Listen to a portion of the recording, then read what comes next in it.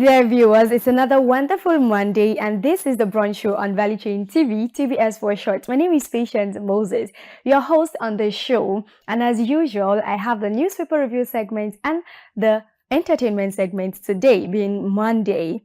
There are so many papers we're going to look at, and a very, very interesting entertainment gist for us today. So I want you to sit back, relax, and expect every of the segments to unfold. First, we'll go to the newspaper review segment.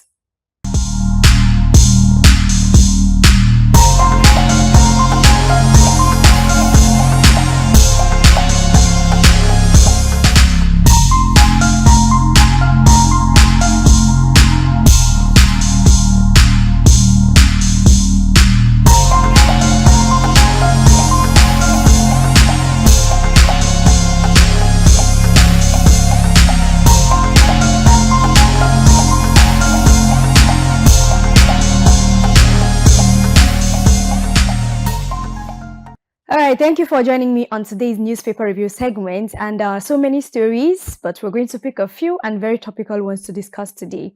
And today I will begin with the leadership newspaper. And the big story on the leadership newspaper is on electricity tariff. Life-saving services threatened in teaching hospitals.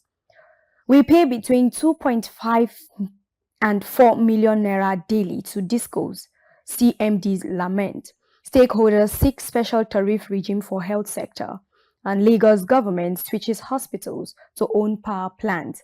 Now, this is very, very critical. Looking at it, a lot of things have been happening with the recent hike in tariff price. While I was coming to work this morning, I was listening to a review segment and on a radio station, and the presenter was more like, with the fact that they've increased this tariff for the band A users, that we might start having cases of energy theft. And I'm like, it is already happening. What happens? What do you think bypassing is? And now it's becoming more critical when life-saving services in hospitals are being threatened because they have to pay tariff, and this is actually getting too much. 2.5 million and 4.5 million naira daily for electricity. How do you expect them to survive? How do you expect them not to also hike the cost of services they render to people? Well, and all I'll add here is I actually like the recent plan of the Lagos state government to go back to power, owning their own power plants. I think this would actually go a long way if these other states could actually adopt these. So actually, because lives actually need to be saved. Okay, let's leave that particular headline. We move to another headline.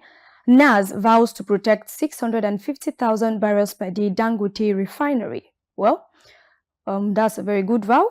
Still on the leadership newspaper, Gaza, Nigeria backs Biden ceasefire proposal. And this is coming from the presidency.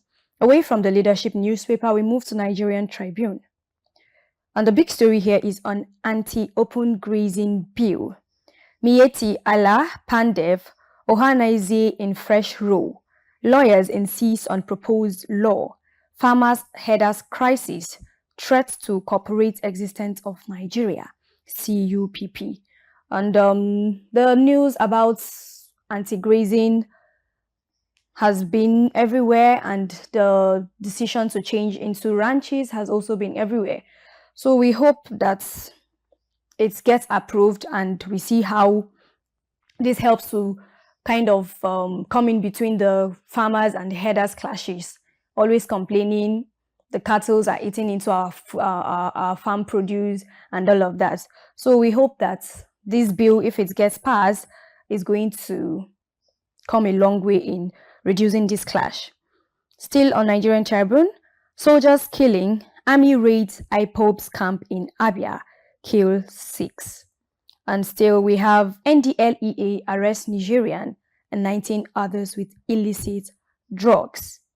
And this is coming from the Nigerian Drug Law Enforcement Agency. Still on Nigerian Tribune, we have rising transportation costs causing surge on commodity prices in marketplaces. This is coming from experts, and which is obviously very true. So many, when manufacturers produce, they need to transport this produce from one place to another, and you wouldn't expect them to not include the transportation fee when they are costing. So this is actually very logical and very true. Now we're moving to the last paper for today, which is a Vanguard newspaper. And the big story here says, experts see danger around minimum wage battle. President and NAS will determine our next action. This is coming from the Labour Congress. Alleges conspiracy between governments and OPS. ITUC writes Akpabio for labeling strike as act of economic sabotage. Governors, senators, reps should also earn 62,000 minimum wage. Now, this is coming from Mbaka. Okay, so if you believe we should make the minimum wage to be 62,000 naira, then I think they should also review the allowance that ministers, presidents, and other senators, and let me say in general, all people occupying leadership positions in the office, so that there will be a fair game here. That's what people are saying. And still on that, we have basic education, why UBE Act must be reviewed. Now, this is coming from the Senate, the UBEC boss, and others. And lastly, on the Vanguard newspaper, airfares price skyrocket distorts travel plans. I wonder how much a ticket will cost now for people who want to travel in and out of the country, because the price in everything is actually becoming very, very high. And we just hope things do not get completely out of hand. We just hope. This is where I'm going to stop on the newspaper review segment. Thank you for joining me. And from this, we'll move to the entertainment segment.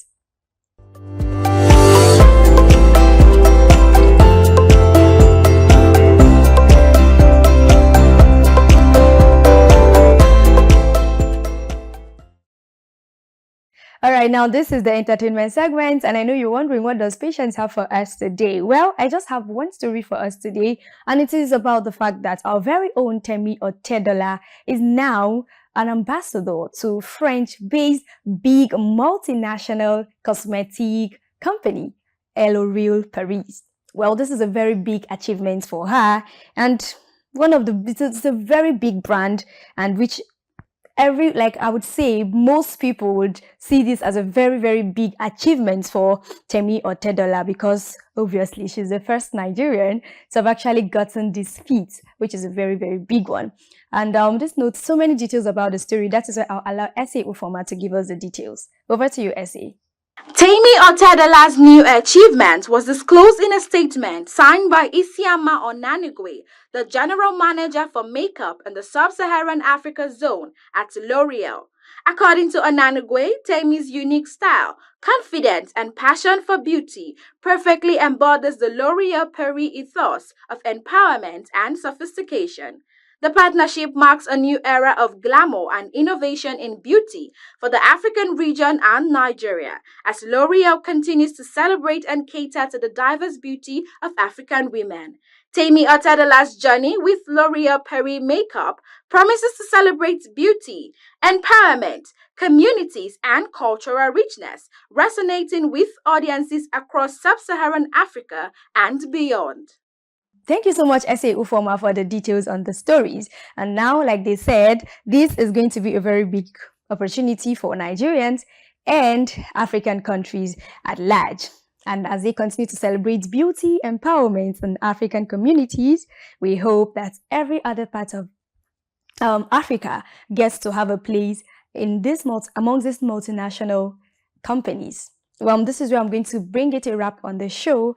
I'm hoping that you had a very nice time with me here in the studio, and I hope that you stay tuned for more content from the Value Chain TV YouTube channel by subscribing, where you can drop your comments on the comment segment if you have anything you want from us. And we also have other programs. We have What's Your Say, where we bring topics concerning the nation, and you get to share your views and to share your voice. We also have Sunday Star Future, where we bring to you different worlds of entrepreneurs and how they are making it. I want you to stay tuned. Watch the Value Chain TV News Updates by 7, where most of the stories we discuss in the newspaper review segment will be provided with more details. Okay, thank you so much. I remain patient, Moses. Do have a beautiful day ahead.